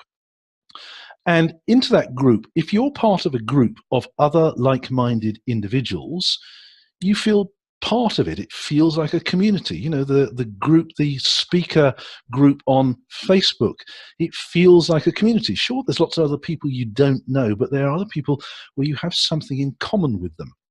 Now, I think this is the most phenomenal way. I call it feeding my fish. If you look at it, any of you have seen me speak, I quite often talk about feeding my fish. And I look at my LinkedIn group and my Facebook groups as fish tanks. And the fish are the members of the group. And, you know, fish need feeding. So every day I put some content into that group. I put content into the group, and I also send emails to them as well. Now, you could do this on LinkedIn. But LinkedIn groups are, at the moment, since the LinkedIn look and feel refresh, are frankly dead in the water. There is very little engagement in any groups at all. They are very, very spammy. It's nice to have a big group with lots of members, but it does mean that either you or somebody has to do moderation on that, and that's pretty tiresome, and it doesn't earn you much money.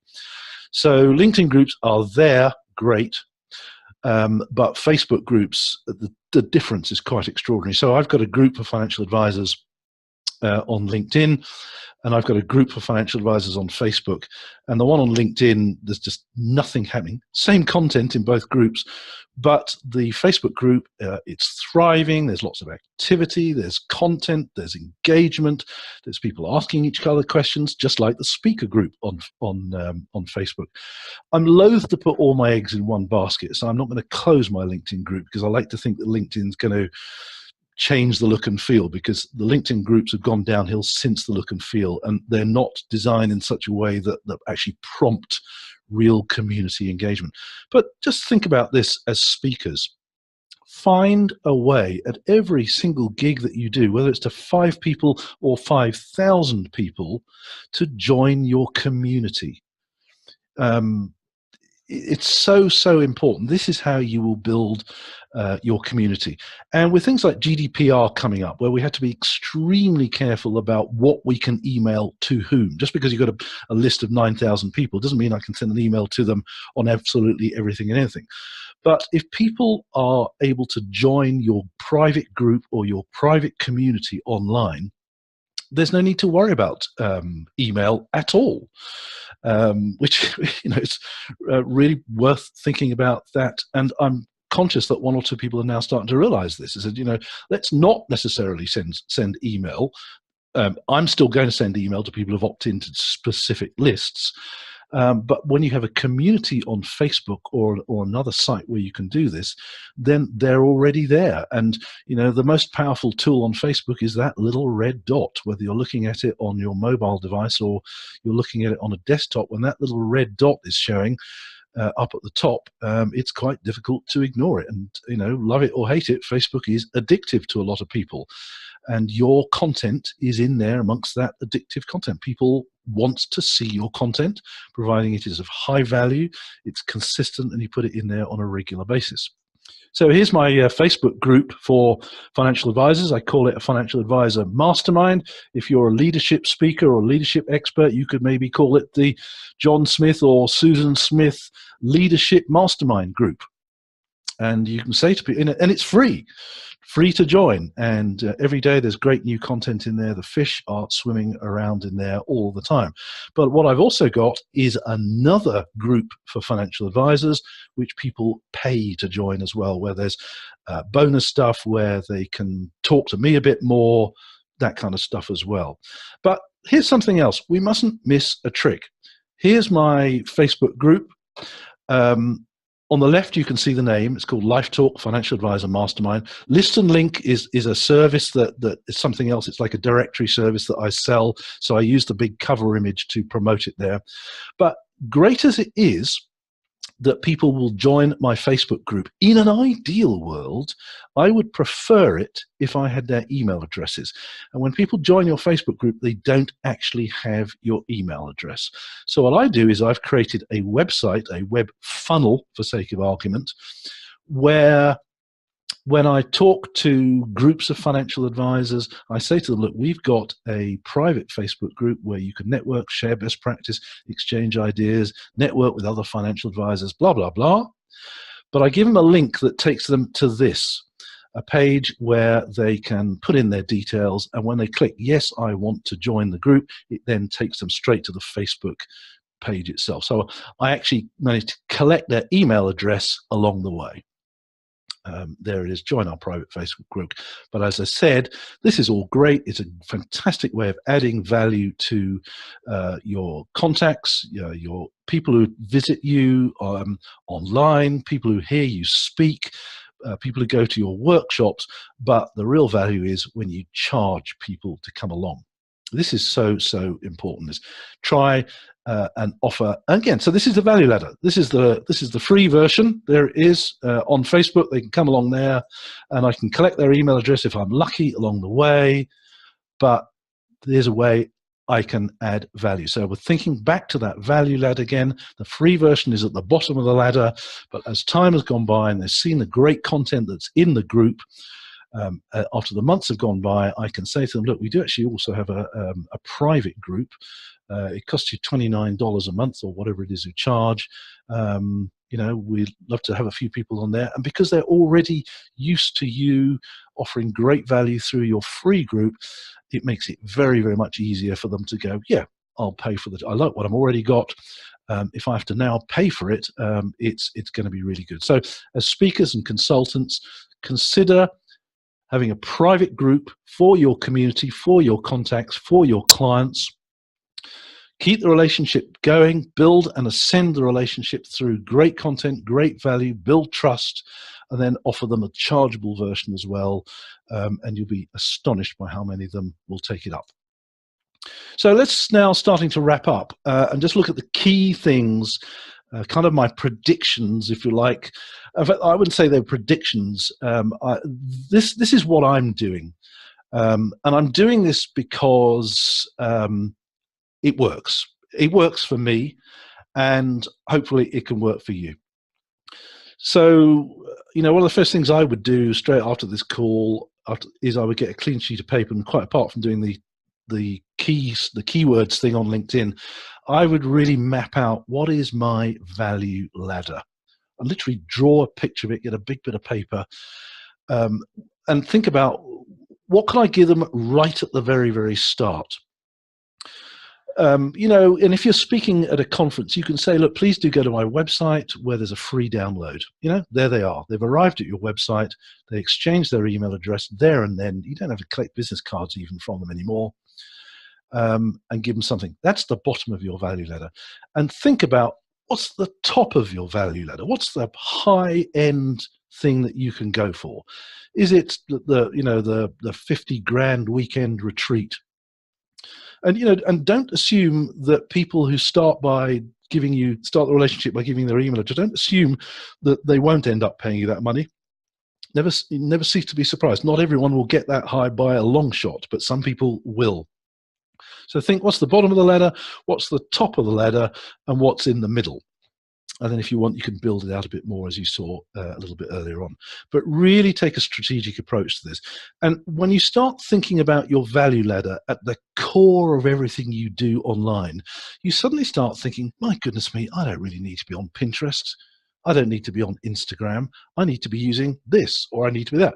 Or it could be you think, actually, I don't need to be on LinkedIn. I need to be on Instagram.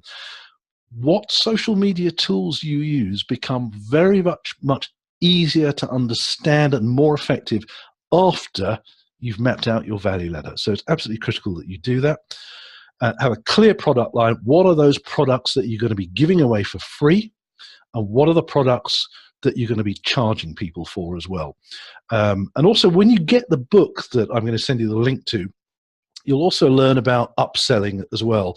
It's quite one thing selling a $39 ebook or something like that, but the real profit is when someone has said, agreed to, yeah, I'll get my credit card out and I'll buy a $39 ebook. But if you then make them a second offer that they can't refuse, again, a certain percentage of people will take the upsell, and that's where the real profit starts to come from. So if they bought into you right from the start, they can see that you're a person of value, a person they can trust. There is no earthly reason why they won't spend more with you. So that's the first thing I would really strongly recommend, is to get this value ladder nailed down. Do the full marketing persona thing. Get a real detailed understanding of who your customers are, and I mean in detail. Again, I'm going to send a link to a resource which is like a Q&A thing that you can use that helps you to really look closely at your business, where it is today, where it started, how it's got to where it is today, where you see it going in the future. And it starts to help you get a really crystallize the sort of clients that you have. And sometimes you'll start thinking, this is interesting. I don't really want these clients. Actually, I want these type of clients. And once you really start understanding the type of client you want and the sort of client you want to turn away, again, it makes it very much easier to get the social media piece right, because you can then focus on giving them the content that your customers actually want to see, not the content that you think they want to see. Really go for this community thing, yeah? It's not all about email marketing, although it's really, really powerful. Your client list shouldn't just sit on a spreadsheet, yeah? It should sit in a group on Facebook or in a group on LinkedIn or in a group somewhere else. And then also consider about having smaller groups which you charge people to join as well. And the great thing about, I used to, after we set up our group on Academy for our financial advisors, we did that for a couple of years. And then we suddenly thought, somebody actually came up to me and said, if you want Google to buy your community for $100 million or whatever it was they said, you really need to build your own social network. And we kind of realized we did. So we actually built a social networking site for financial advisors. And we kept that going until, for many years. But while we've been doing that, I realized that more and more of my target audience were sitting on Facebook. And I thought, well, why try and get them to come to my website when they're already on Facebook? So I went back to, like we used to, and I started creating this a group on Facebook for financial advisors. We got 1,100 financial advisors join the Facebook group in about a month. So if you're already in a niche market, or you've already got some clients that love you and trust you, tell them that you're now creating your own private group just for them, and just watch them join. Okay, chargeable groups, I just mentioned there, really, really powerful and a great extra to add to your value ladder, your product line, if you want to call it that. Also, don't stress too much about the content. Once you know what sort of content your customers actually want to read, there's a good chance that as a speaker or an expert or a consultant, you've already created some great content. Some of it might have been a few years ago. So do the old repurposing thing, dig it out, go back to some old blogs that you've written, bring them back up to date, write some new blogs with that content, maybe do some audio stuff, do some podcasting. I've been advocating podcasting for years and years, but I actually only just started my own podcast last year. Video is great. Everybody talks about how powerful video is. Really, really helpful. But actually, podcasting has got an even bigger reach. You can't watch a video when you're in the shower. It's quite difficult to watch a video when you're driving a car, yeah?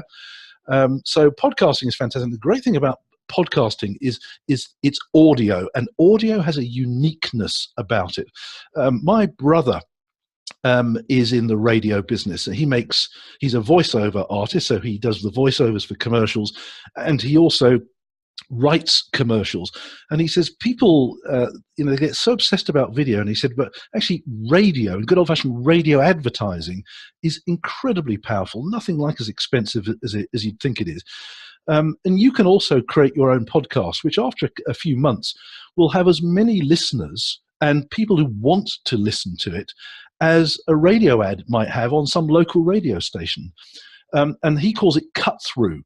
When you're listening to the breakfast show in your kitchen or wherever you happen to be, the DJ may be talking to millions of people, but in your kitchen or your car, it feels like they're talking to you. They call that cut through. So radio is really powerful. People love to listen to radio because it uses your imagination a lot more. So think about podcasting. I said I've just started doing it, but the logic of doing it to me is just so obvious that it's got potentially a far bigger reach than video has. I'm not saying don't use video, but I'm saying consider podcasting as well. And people, if it's episodic as well. Those of you listening in the UK will know The Archers on Radio 4, which has been going for donkey's years. Many hardcore Archers fans, they just don't want to miss an episode of this. So the great thing about podcasting is you can put it up there on iTunes, and every time you release a new one, it appears automatically on someone's mobile device. Webinars, just like this one, a webinar can be very much part of your value ladder that we've been talking about. But do think about, do you want to do a free webinar so it's at the bottom of the value ladder, or do you want to do a chargeable webinar where it's in the mid-range of the value ladder? I've got quite high up my value ladder is I've got like a private group of financial advisors, which we do like a group webinar where it's a bit like a mastermind group where once a month people share experiences, what's gone well, what's gone well, and that's quite a high ticket thing as well. So think about that in terms of your value ladder. People love webinars as well. And not quite finally, think about evangelists. Think about people who absolutely adore you and your content. And every one of you listening to this has got at least one or two or maybe 10 people who just think the world of your content and your expertise. Try and think about who are these people, and then go and buy them a coffee, buy them lunch, buy them dinner. Really get close to these people. If they're already evangelists, let's make them even more. Reward them in a variety of ways. Make them feel part of your business. Ask for their advice and opinion on new products and services that you can offer. This is something I started to do, and my goodness, people who like my content, they go, great, I love that, Phil. Some will then say, I'll tell you what, you could have done that better. Or this would be a great product or a great service or a great idea. So these people become absolutely core. And yeah, you could put them into a private group online, but actually I think these people are so important to you. Go see them, go spend some time with them, yeah? And help them to do your marketing for you. So think about who's on your evangelist list. And finally, customization. I think the way marketing is going, we need to start customizing stuff more and more. So maybe you meet someone at a conference and you could say to somebody, I've got a great resource for you. Just let me have your name, and then create a web page that has got their name on it. And maybe even a video that you're talking to them. Think about using web pages. It's so easy to do these days, particularly certain types of software that you can use. I use a particular tool that I can create a web page in seconds with no technical skill what to do whatsoever. I can put a video on it that is aimed at one specific person or one specific group of people. Think more about doing that kind of stuff as well. It really, really does make a big difference. So we're about there. We've had a couple of hours. I hope you've really found that of interest, of use. As I said, I'm going to send you a couple of links. If you've got any questions, please do so. I see two there. I will get back to you separately. Really appreciate you listening today. I hope you found something of value. Think about the value ladder. That's really got to be the absolute core as to how you do this and how you build trust right from the very start.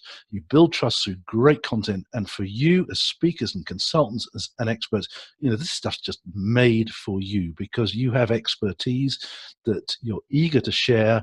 You have expertise that you can share for free, but you also have expertise that some people will pay a lot of money to do, but they will do that through your value ladder. Um, don't just rely on social media and think that social media is the be all and end all. Actually, social media is a tool, yes, to add value. It is part of your value ladder, but it's also a tool to drive people to your website where they can see that there's expertise that they can take off your hands for free. And as soon as they've given you your email address, or indeed, as soon as they've joined your private community, they are a client. And once they become a client, then the world is your oyster. So thank you very much today. I really hope you've enjoyed it, that you've got some value out of it, and I look forward to seeing you again soon. Thanks again.